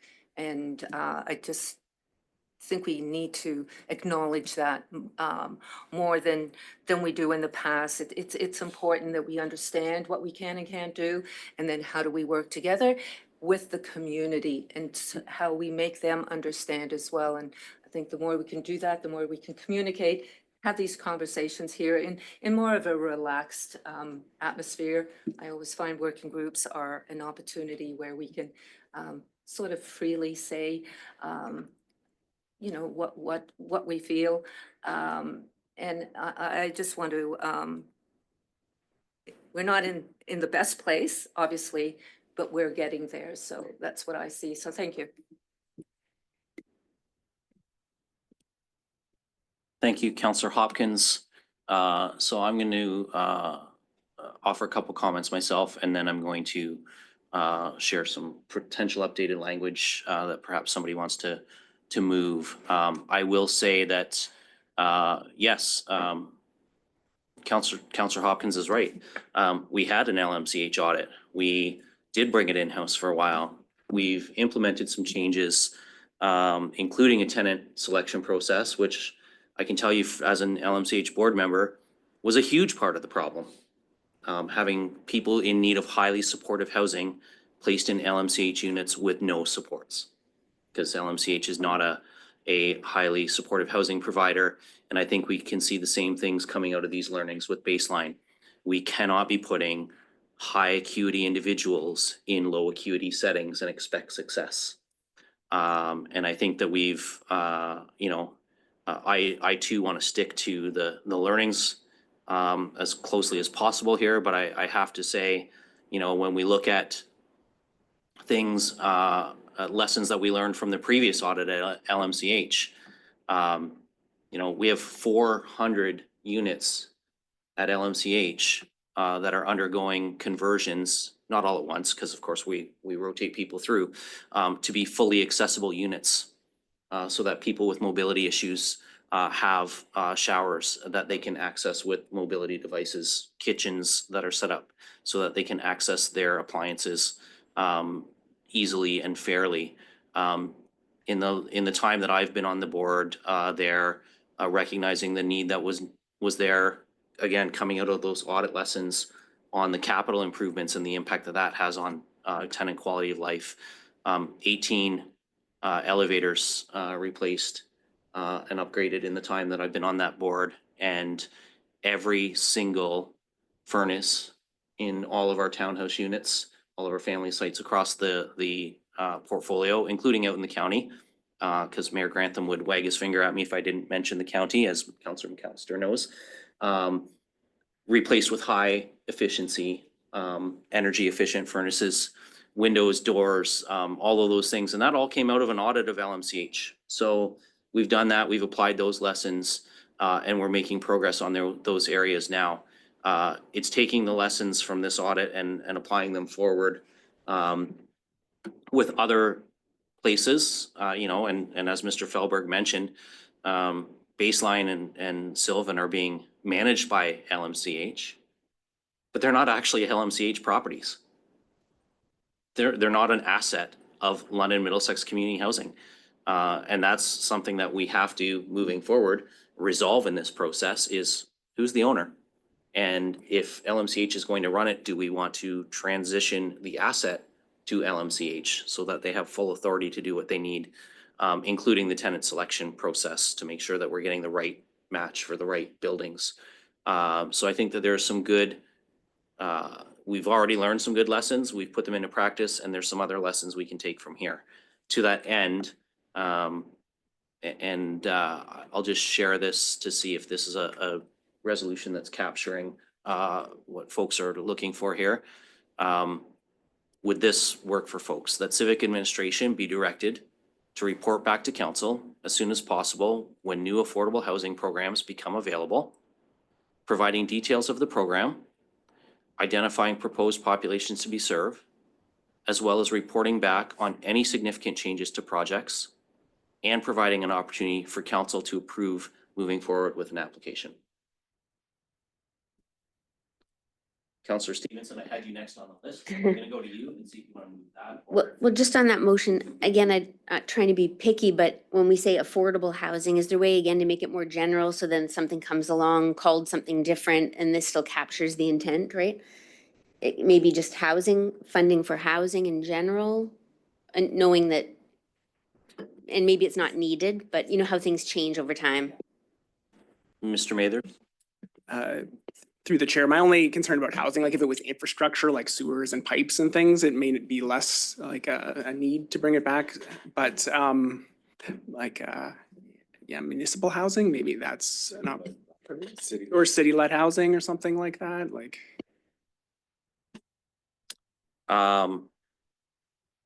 So I, just from my own experience, I would caution if we get into municipal or city-led housing, a significant portion of our affordable housing portfolio has third-party partners, and we're talking about folks like Homes Unlimited, Zarin, others, residents of affordable housing, and so we might be a partner but not leading. And maybe this gives some comfort, Councillor Stevenson, I don't know, but I hear what you're saying in terms of affordable housing can mean a number of different things, but I think that's the strength of the language of affordable housing is it can cover highly supportive, it can cover RGI, it can cover that 80 and 70% AMR. So it actually is a big net that captures a lot of things. Okay, yeah, so I hear it as affordable with a lowercase a, so it's, and that's fine with me. So yes, I'm happy to move that motion. For me, the big part of this is, because sure, there's lessons learned and stuff, which is great in terms of operations. But the big thing for me is the accountability and transparency to the public and to council. And that's the piece that I'm really focusing on here. When it comes to, and so I don't know if we're better to just stay on this motion then and come back to other aspects of it in terms of this. Like I've got a few things here, but in terms of the first one, this sounds good and I'm happy to move the motion. Okay, so let's deal with that motion, then we can have further discussion if wished. And I'll just draw to folks' attention, we're at 11:05, so we've got 55 minutes before the meeting is scheduled to end. And we do have, Councilor Rahman has asked for an item of additional business, so I just want to flag that for folks as well. But we have a motion on the floor. Do we have a seconder for that? Councilor Rahman. So any further discussion on that motion? Councilor Ferreira. Thanks, Chair, through you. Just a clarification or question. I'm reading this motion off of the clerk's computer there. It's for identifying the proposed population to be served. I would be assuming we're going to be using our placement ratio as we're populating this type of housing. I think that language is because some of the senior levels of government funding target very specific, like, for example, women fleeing domestic abuse situations, but I'll go to Mr. Felberg for some clarification. Through you, Mr. Chair. So in our rapid housing initiative agreements, for the baseline property, there's about 10 different populations that are identified: women fleeing violence, Indigenous, folks that are homeless. But there aren't specific ratios that are required within that particular agreement. In our Thompson agreement, we do have those same populations are identified, but there are some specific populations that they're looking to house in that property. That does not mean that we don't have the ability to go back to CMHC and adjust those ratios based on the populations we're looking to serve. So if we had identified that baseline or say Thompson would to be a seniors building, and that's a population identified in that list of individuals, we could do that, go back to CMHC and make that request to make that change. Councilor. Thank you for that, through you. Not to be syntax mule or anything, but if we had the word population and not populations, because I would be assuming there's a potential. I don't know if that would be a restriction for any type of placement. If the population is good on its own, I guess that could be maybe plural itself. So I just wanted to make sure that's fine. Yeah, okay.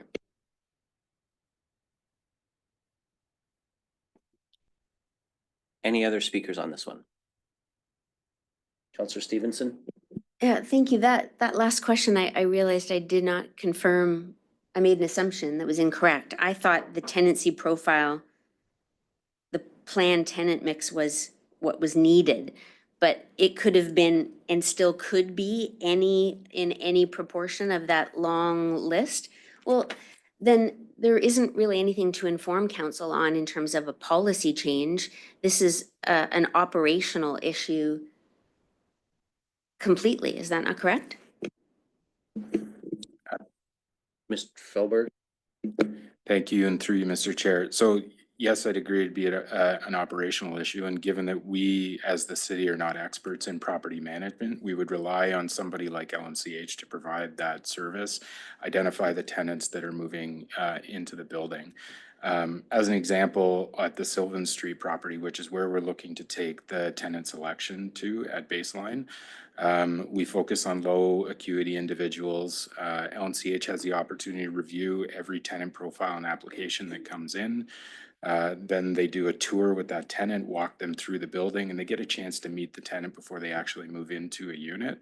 And they can decide if, based on that conversation and that discussion and that meeting that they have with them, if they're not going to be a good fit for the building, they can then reject that particular tenant and go back to our wait list to look for another person to move into the building. So through our tenant selection policy, that would be the way that we would identify who's moving into the building. For Baseline specifically, that list of 10 different populations or vulnerable populations identified in the National Housing Strategy, it doesn't talk about the acuity level. So that really is the key, and that's the issue that we're trying to resolve sooner rather than later, is reduce the acuity level in Baseline. So we're at a low acuity building. We have a better tenant selection process that we're working with LMCH on, and we're stabilizing the building and dealing with those tenants that are becoming the problem or are the problem in the building. So, Sorry, and Counselor, just before I go back to you, with respect to the motion that's on the floor, because I hear your question about the operations piece. I think that's been made clear. But when we're talking about, again, just to focus on the language that's on the floor, when new affordable housing programs become available, and that's where the governance piece is there around policy, because the federal government may change the 10 priority populations that they have right now. If the provincial government is involved, there may be a provincial list. And so that's where council would have, that's where informing us of the priority populations, because it's speaking not to the existing ones, but to the new affordables. So just thought I should clarify for everybody. Well, there is certainly that operations piece. The motion is actually addressing a governance piece before a building gets approved for build. for me, there's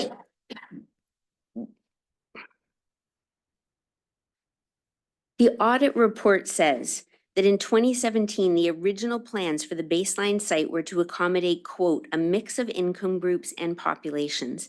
It was to be exemplary in establishing direction for future affordable housing developments as they relate to tenant mixes.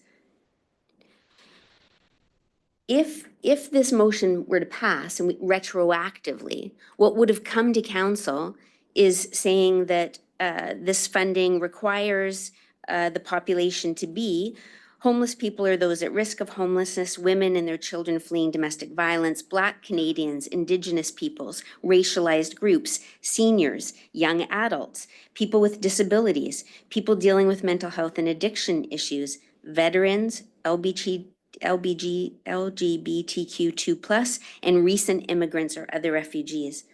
There's nothing in that information, accountability, and transparency to council or the public that would indicate they would have the problems that we see and are hearing about at 122 Baseline. So I like making motions that help things, but if it's not really gonna address the issue, then I'm not sure that we need to add that level of policy to it.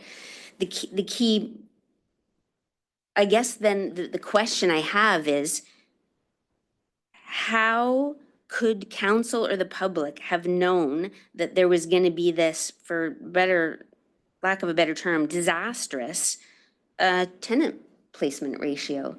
That's the thing, is how can council or the public be better informed or have a say in that? That's the motion I would like.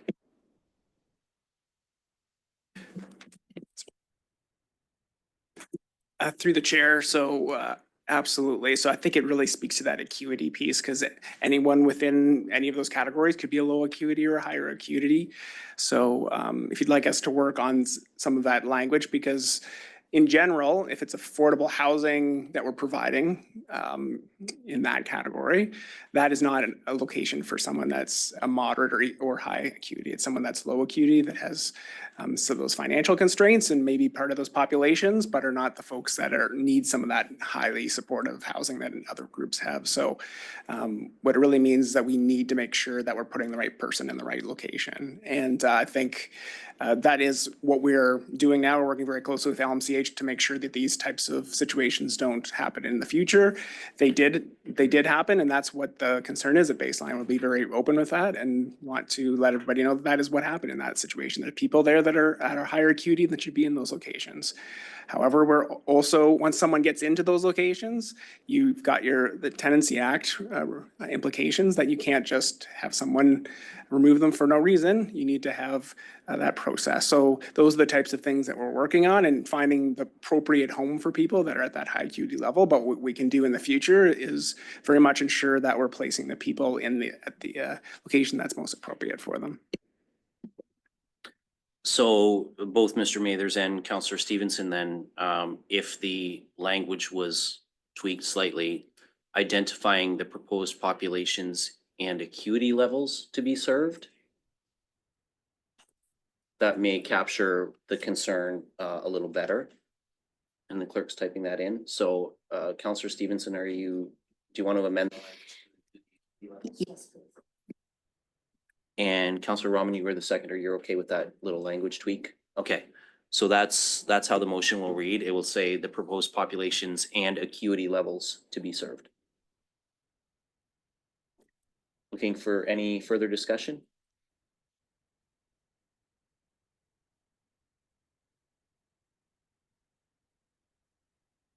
Oh, Counselor Ferreira, I was like, are you pointing to somebody on screen? Counselor Ferreira, go ahead. What's happening here? Okay, sorry about that.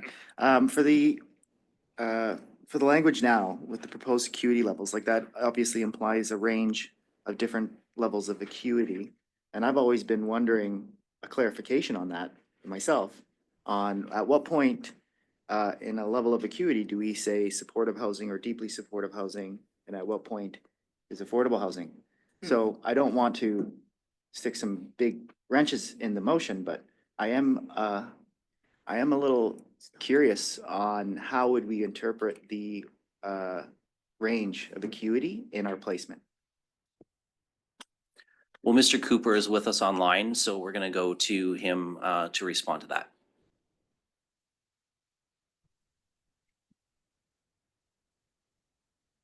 Thank you. And through you, Mr. Chair, can you see me? Okay, sorry, I don't see myself on the screen. So I would suggest some of the wording maybe around support needs versus acuity. Acuity is kind of that one-time assessment of somebody's needs in the moment, and people's support needs evolve over time. And so any kind of life challenge that somebody runs into, whether they were determined to be a low acuity person 2 years ago, may have a higher support needs as they evolve. So I think a continual assessment of some sort is helpful. It's what we do operationally with individuals who maintain connection to the system. I think if you're looking to focus on, the least amount of challenges in a building, I would suggest the low support needs individuals is where we should land first. Counselor? Thank you for that, for maybe potentially making amendment to the language for support needs. I just wanted to know before potentially doing that, do we have a system of identifying support needs of, I guess, residents who may be in specific types of housing at the moment? Mr. Cooper?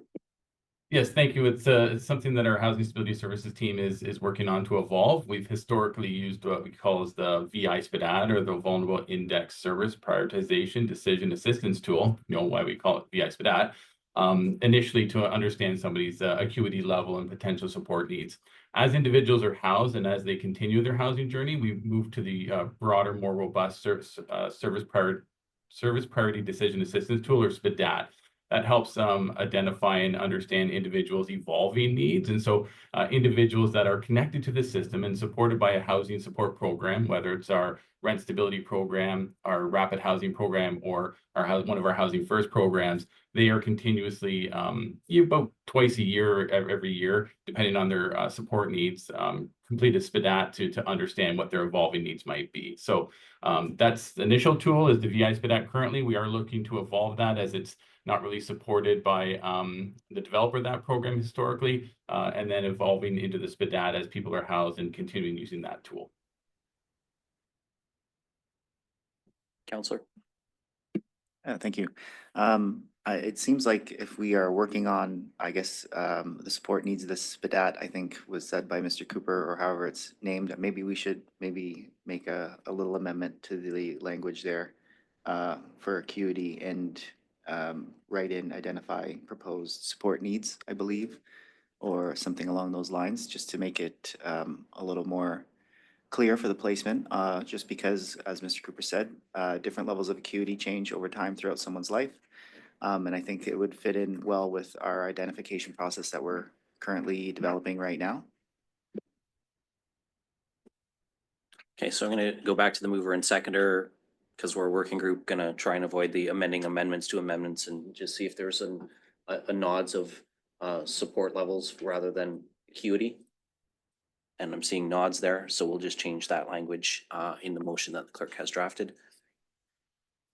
Sorry, now I closed my email on it. We're just gonna change acuity levels to support levels. Support needs.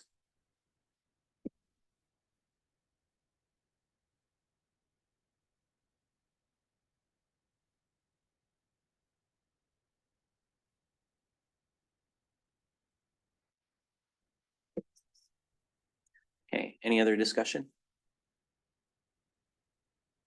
Seeing none, then I'm gonna call the question. All those in favor? And any opposed? And that carries. Counselor Hopkins, sorry. Yeah, just my apologies. I have an early departure. Thanks. Well, we're glad you could stay as long as you were able, and good luck on what the rest of the day holds for you.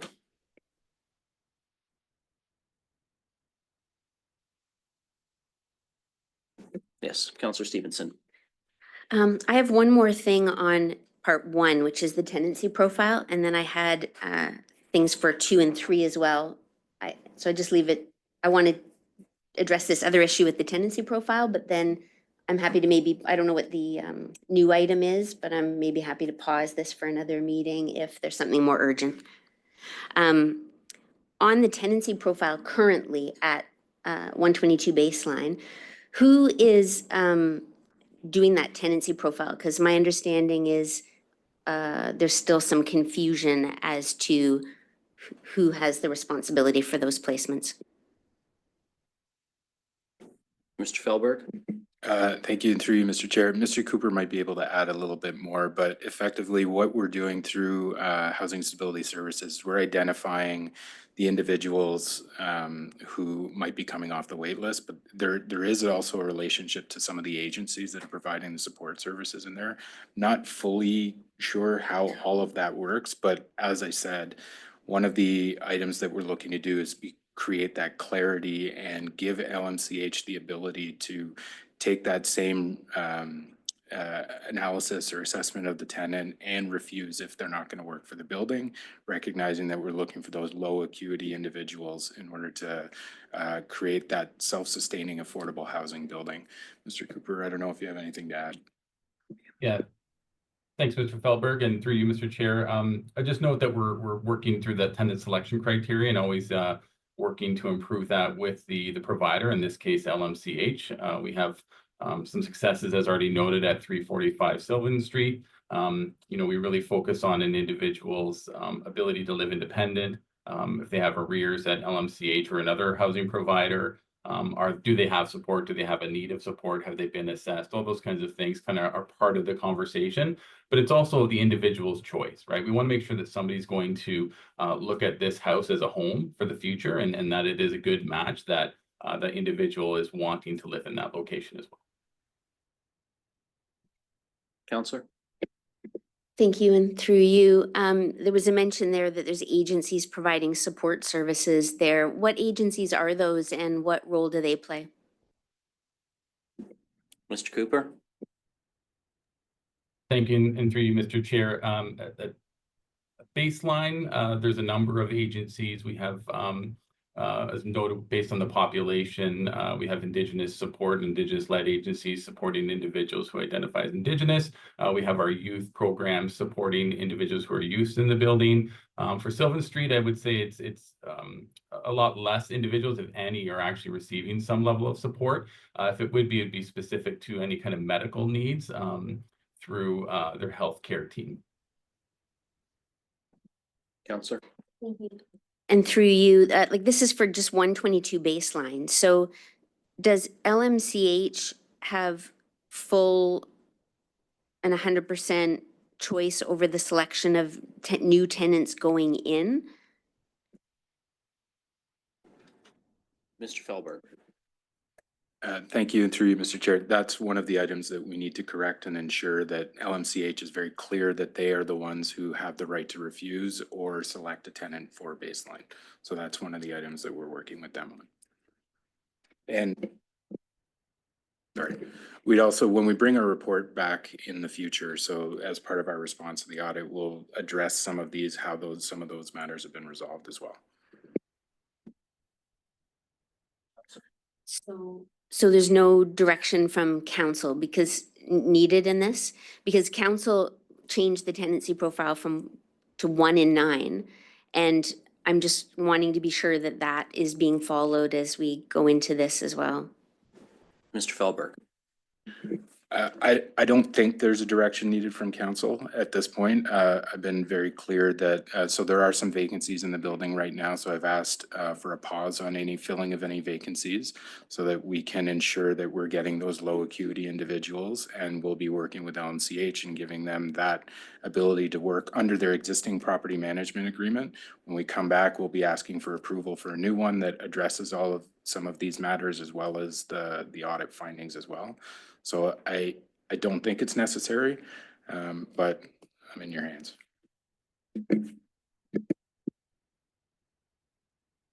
Counselor? Yeah, only wanting to do something if it's helpful. So if it's not, I mean, I have residents in there calling me as well and saying that people going in are friends with the people who are problems, and it's a continuing and ongoing problem. And I also heard that because LMCH doesn't own the building, that they didn't have full control over who was going in there. So it's like, this is a safety concern. We got women and children in that building. And so I want to do whatever council can do to support in making the urgent changes that are needed. Through you, Mr. Chair. Yeah, absolutely. Those are some of the things that we want to be very clear and clarify with LMCH in the short term. Wanted to have this meeting with you folks to understand what some of the concerns were. In addition to those, I mean, we have some damage and vacant units we have to address. The guest management policy is a big thing, and that's a big issue across all of our rental stock, not just social housing, affordable housing, or supportive housing. It's all properties across the city. I believe there are 2 or 3 tenants that are causing the challenge at 122 Baseline. LMCH is currently going through and working through the RTA and the LTB to resolve those. Once those are resolved, we're anticipating that many of the guest management issues will resolve themselves. We also have to address some security measures and some other, the operating loss that's coming from low rents, which is another thing that we'll be addressing in that future report. Counselor? Thank you for that. And so my only last thing on the tenancy profile is the fact that we have women and children fleeing domestic violence in a building with really high acuity people. And I wondered, given that we have a significant commitment to that from this council in the strategic plan, and that we maybe don't want to be publicly saying where they're being placed in what buildings for safety reasons, how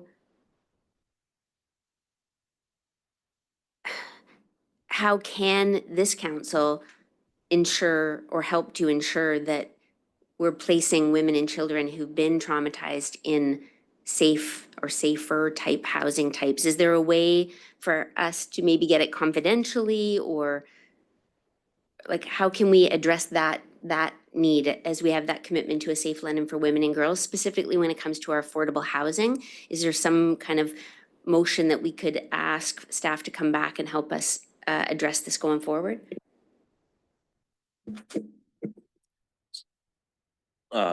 Sorry, certainly Mr. Felberg, if you want to weigh in, I'll let you do that. I would just say that with respect to confidentiality and in camera, you would have to be talking about personally identifiable information. And I'm not sure that the tenant profile would qualify. And so I'm going to go to Ms. Pollitt specifically on reasons for in-camera matters.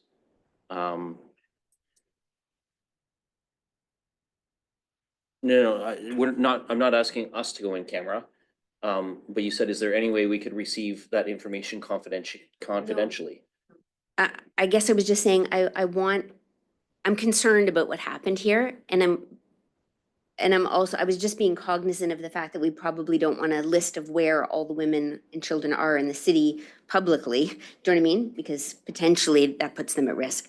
I'm not saying it needs to be confidential. I'm just trying to address this tender topic and say what can we do to do this better? Mr. Felber, you're gonna offer a thought, so.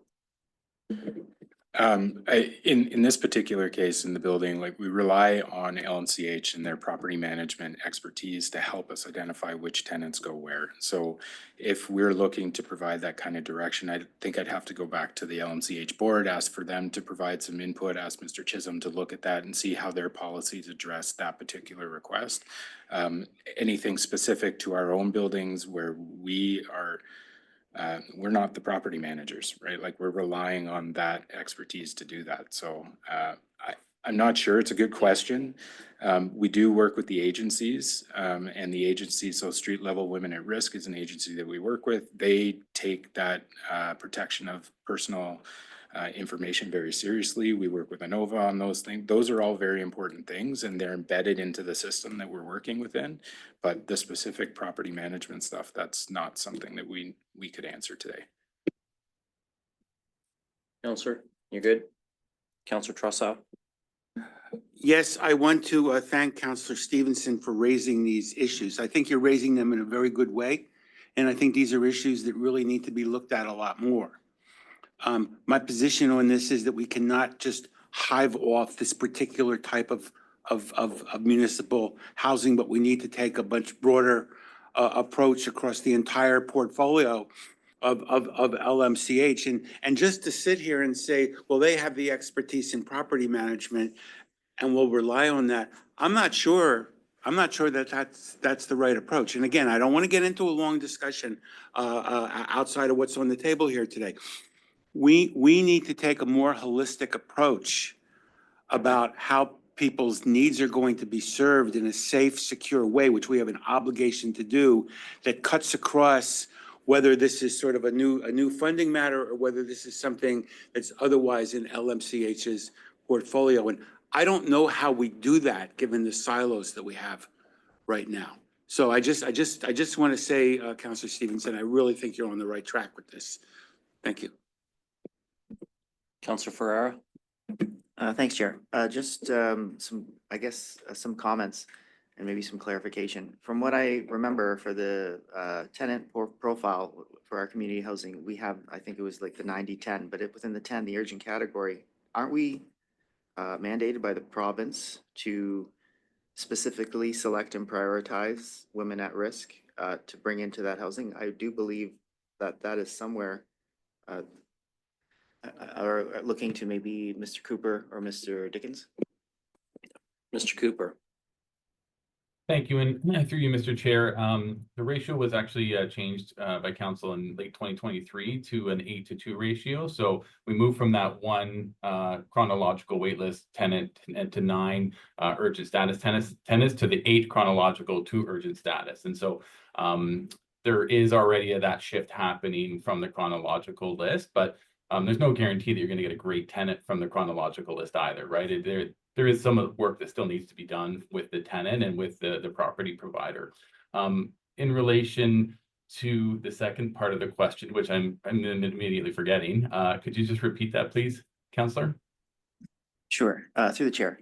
I believe that I saw maybe in 2023 when we talked about changing the ratio, that we had to prioritize women or children, I believe, at risk, and they were at the top of the list. So basically, my point is there's some regulations that LMCH, and I'm sure the board members might be able to speak to this better, but there's some regulations there that LMCH has to follow before they start actually selecting tenants from the wait list. Thank you. And through you, Mr. Chair, it's actually the service manager role. It's special priority populations, and it is women and children fleeing violence or human trafficking. So that is a provincial priority. Those individuals get prioritized status for the Housing Services Act regulated units. And so there's a bit of a difference when you talk affordable and the HSA regulated units, and it's a fairly complex conversation that I think is not ideal for today, but safe to say that yes, the special priority populations are prioritized. Okay, thanks for that. I don't want to get in too much of that into that conversation. I understand that it's pretty complicated. Basically, my point is just operationalizing how we do our placements, or how LMCH or the service system manager might have requirements for placements. There are some aspects that we might not be able to get around, I guess, from the conversation that we have, like, because we have to place the priority populations first, and then we're doing placements after the priority populations go in. We may run into some operational issues from what I saw in the conversation right now. So just kind of putting that out there. Councillor Purple. Thank you. And through the chair to Mr. Cooper, and I don't need a detailed explanation, but with the tenants that currently there are issues on Thompson Road, is there a proper case management provided to these individuals? Mr. Cooper. Thank you, and through you, Mr. Chair. The Thompson Road location is a highly supportive housing building. It is currently property managed by Indwell, and they do provide in-depth supports to those individuals that are living in that building. So, Councillor Purple. thank you, and through the chair. So according to your knowledge, this service is provided to all the individuals what they need through the case management. Mr. Cooper. Yeah, thank you, and through you, Mr. Chair. Every individual at the Thompson Road building has a support level. Generally, it's a higher support level need, and Indwell does provide and complete individualized plans for each individual in the building to understand and make sure that their support needs are being met. Support needs range from mental health, addictions, medical, highly medical needs, various disabilities. So it is a broad range of supports, and they are individualized for each tenant through Indwell. Councillor Purple, did that answer your question? Yes, it did. Thank you. Anything further? You're good? I'm good. Thank you very much. Okay, thank you. I'm looking to see if folks have anything else on Councillor Stevenson. So to follow what Councillor Ferreira said, I just want to say that this was a brand new building where we put women and children fleeing domestic violence, which is amazing. But someone made the choice to put high acuity people in that building as well at a time, and it wasn't LMCH. And we did, there was an audit, and HDC was closed down, but somehow there was a miss. So that's all for number 1, but I've got stuff on for 2 and 3 on this same report. Do we want to continue on that, or is there something more urgent that we're moving on to? Well, if you're willing, and noting that we've got 20 minutes, 22 minutes left, we've passed a motion on this. We can leave this on the agenda for the next meeting. We can give Councillor Rahman an opportunity to introduce what she wanted to bring forward on additional business. And whether, you know, between now and the next GWG, if there's answers you're able to get from staff on 2 or 3, if there's directions that we don't need to bring them back, that's helpful as well, because I am mindful of the fact that we don't want to keep both Mr. Mathers and Mr. Felberg regular visitors to GWG. Because they've got some other work I think we want them to do, but although we do appreciate them being here. So can we move 2 and 3 to the table? That works for me. So we will revisit 2 and 3 at the next meeting as required. Councillor Frank, you have to exit. Okay. Yeah. So I'm just gonna look quickly then for, actually,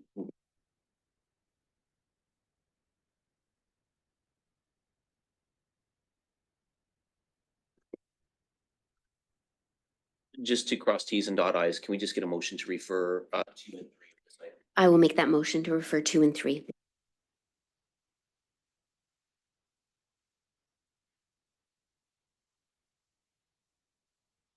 And any opposed? Seeing none, that carries. We do have to also just dispense with our deferred matters list, which is just there for us to receive. And then we've got our new business. So I just want to make sure, actually, let's go to Councillor Rahman first. Let's introduce yours. Thank you, and through you, and I apologize that this is coming in as additional business. I had some back and forth about how to bring this item forward. I'm looking to Governance Working Group to have a discussion around council office support. And I'm looking for the opportunity to go on camera to as this deals with identifiable personnel. So I'll be looking to do that.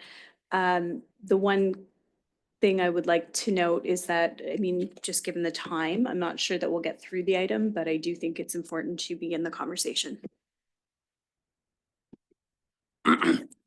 Okay, so that's, so now you're aware, Councillor Rahman is looking for a motion to go in camera to discuss council support staff levels.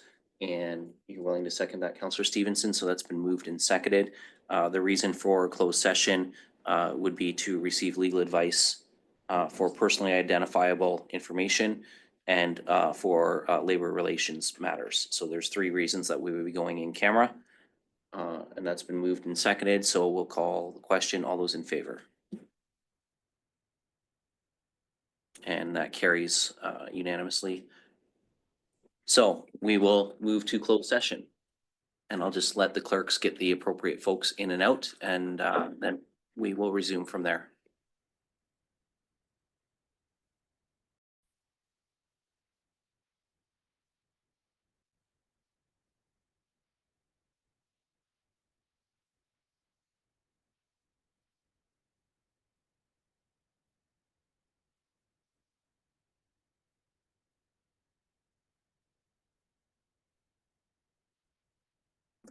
Okay, we are back in public session. Councillor Ferreira, can you report out?